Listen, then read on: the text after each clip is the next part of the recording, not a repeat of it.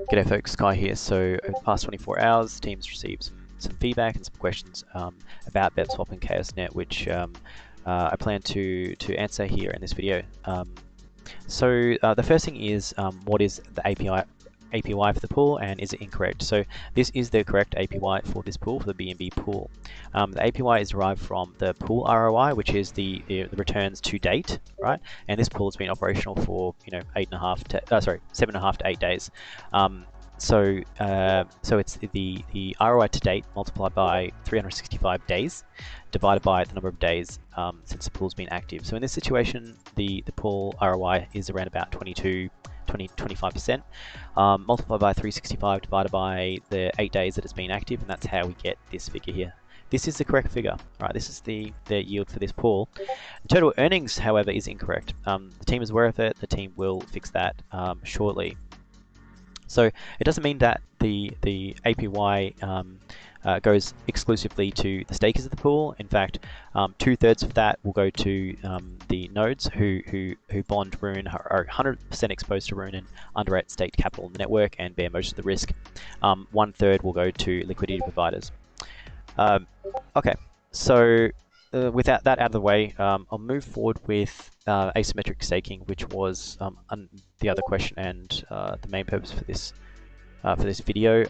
To explain how staking works, you need to understand how the pools work. So let's take the BUSD pool, for example. Now, if I was to stake in this pool, the interface will abstract away the complexity of pricing the assets and setting the correct ratios or purchasing power, because you need to remember that THORChain has no opinion on price. There are no external price oracles. THORChain is built around incentives, okay, and the incentive is for the ratio of assets in the pool to be set by the stakers and maintained by arbitragers. So if the pool was out of balance, then an arbitrager, it's a persistent bounty to restore pools to correct market prices. So an arbitrage will spot an arbitrage opportunity, understand that the price is imbalanced, and buy low, sell high. So buy low on BepSwap, because in this case, BUSD is cheap, or Rune's overvalued, and then sell it on an external market, or buy on an external market and then sell on BepSwap for a profit. So THORChain doesn't need, or BepSwap doesn't need, Chainlink or any oracles, because it is the oracle, right? Incentives alone will always drive the pool balances to correct market prices. And this is a kind of, I guess, an interesting point that is often misunderstood. Staking on THORChain, on BepSwap. So BepSwap is just an interface. BepSwap is a front end that provides an entry point into THORChain as a network, as a decentralized liquidity network, or as a liquidity protocol. Staking is not the same as staking in Rune Vault. When you deposit your assets on, so you in fact, liquidity providers are renting out their capital to people who can then access it or need it. And if you were to say, add 10,000 Rune, 10,000 BUSD to the pool, and Rune moves heavily against BUSD, maybe going from $1 to $2. Now you're going to have less Rune, okay, and you're going to have more BUSD. The assumption is, however, like this is a kind of classic impermanent loss situation, which if you're familiar with Uniswap, you would understand. But impermanent loss, people unnecessarily focus on impermanent loss and ignore the fact that impermanent loss is also simultaneously an impermanent gain of the other asset. Okay, and it really just comes down to which asset you choose to measure your purchasing power in. All right, so it's more of a usability problem than anything else, and an awareness problem.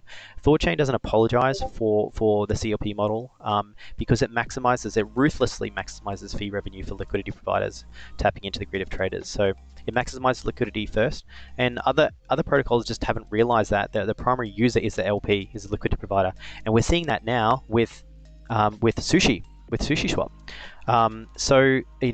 These other AMM protocols have been optimizing for traders, thinking that, well, traders prefer to pay for small fees over anything else, but it's not correct, right? So traders need that liquidity, and traders will follow the liquidity, and THORChain pays handsomely for that liquidity, optimizing for LPs. So let me go into this a little bit more. Before I give an example. So here is the concept of a pool, right? A visual idea of what a pool is. So every pool it has Rune bonded to it. it's mathematically bonded to it, and the stakers set the correct ratio of assets in that pool. So let's actually use the USD Rune pool to start with. So if we assume that Rune is $1, which it's around about $1 at the moment, then the ratio of staked assets in this pool are 1:1, right? So all things considered, without the slip, if I give you 1 USD, you would give me 1 Rune. And if I give you 1 Rune, you would give me 1 USD. So THORChain relies on the stakers to set the correct ratio, right? If the market disagrees, then it can it can arbitrage. So in this situation, the market would say, actually, I think Rune's worth $2, not $1. This is crazy. And so what I'm going to do is I'm going to swap in USD and I'm going to buy cheap Rune. That's what happens. So they then change the ratio by adding USD into the pool and swapping out Rune until what happens? Now we're at a 2:1 ratio. So now if I swap in 2 USD, I get 1 Rune. And if I swap in one Rune, I will get 2 USD. If I swap in 1 USD, I'll get half a Rune. So now if the market doesn't agree with that and says, actually, in 5 days' time, look, the ChaosNet launch hype's over, I don't think Rune's worth $2, now the community can start doing the opposite. And someone goes, well, I can actually swap in Rune and get USD and take that out. And the pool is then restored back to correct market price, that 1:1 ratio. Arbitrageurs do this, right? The arbitrageurs like the worker bees, and they go around the pools and they look for asymmetry, price asymmetry, and they look for arbitrage opportunities, because the pools are a persistent economic bounty to restore the pools to the correct market price for your economic advantage. Every single trade is profit for an arbitrager. That's where the incentives are. And coincidentally, even if there's no swappers, if there's no actual economic activity from traders, if these assets are moving on external markets, like Bitcoin happens to be very volatile, say Runes stays at $1, it's like a stable coin, but Bitcoin's moving up and down every day. Well, what's happening is that these ratios are moving every day. Like arbitrageurs are balancing the pool to the correct ratio every single day, and each time fee revenue is collected in the pool. So that's the other thing to understand, is that fee revenue is collected on the output side. So if I swap in Rune, then the fee revenue is retained on the Bitcoin side. If I swap in Bitcoin, then the fee revenue is collected on the Rune side like this, and it just adds up there. Okay. So like, why is this relevant? Well, if you're a liquidity provider, okay, and you say, for example, you only have Rune. Let's say, for argument's sake, this pool has 1 million Rune. Okay, so that's the depth of the pool, it's 1 million. Okay, and a liquidity provider comes in and says, well, actually, I got 100 Rune. I'm just a small guy here, but I want to stake in the pool. I want to earn fee revenue. That's okay. So what happens behind the scenes is, this is an asymmetric stake, and what happens is, to put it super simply, because I won't get into the complexities, but if you want to understand them, feel free to reach out in Telegram.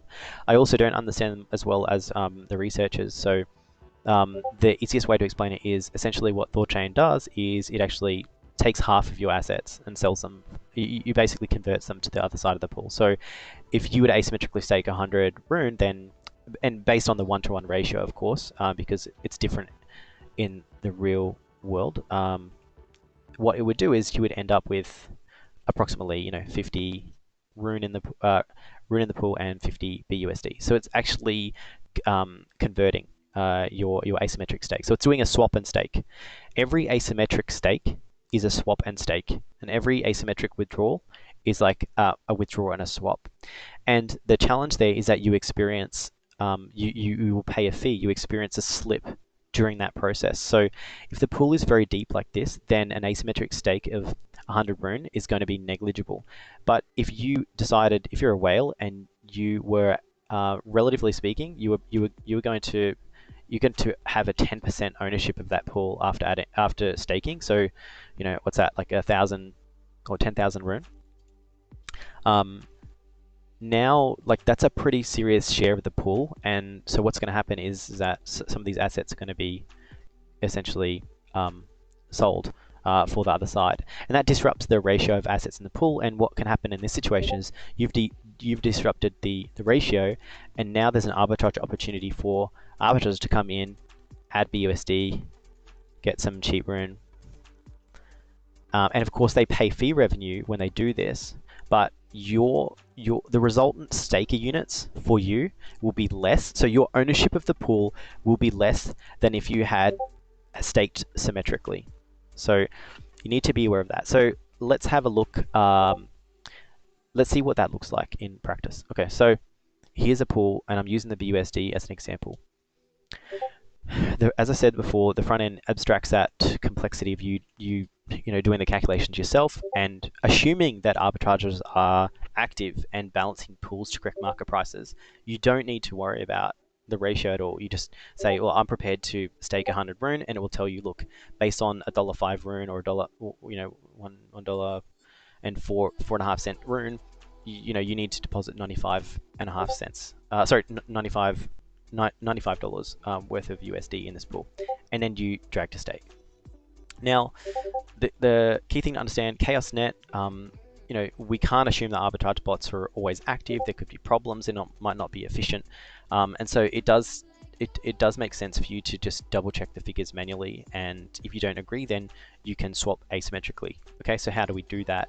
Or say, for example, I just disagree. I think personally rune has just gone to $2, and so it should be a 1 to 2 ratio.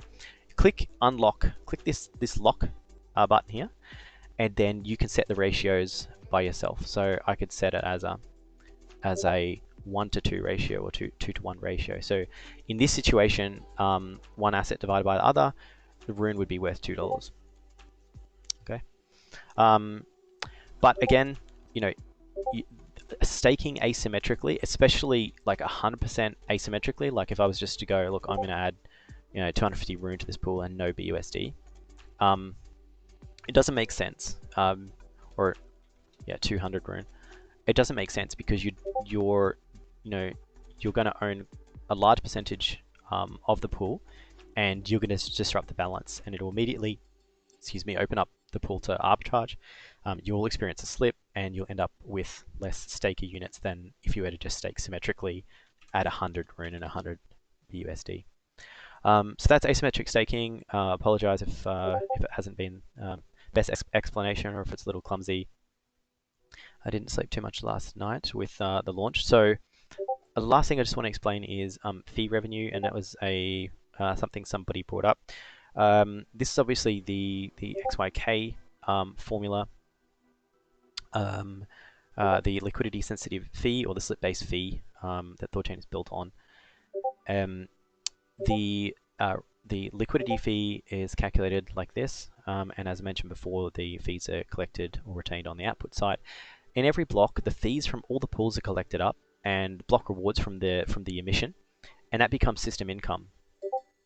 Now, system income is split 2/3, 1/3 between nodes and liquidity providers. So nodes get 2/3 because they're 100% exposed to rune. They underwrite liquidity on the network. And they have the most at stake, and the income is split evenly or equally among nodes because they all do the same job, despite the fact that they compete by bonding the most amount of rune in order to get churned in.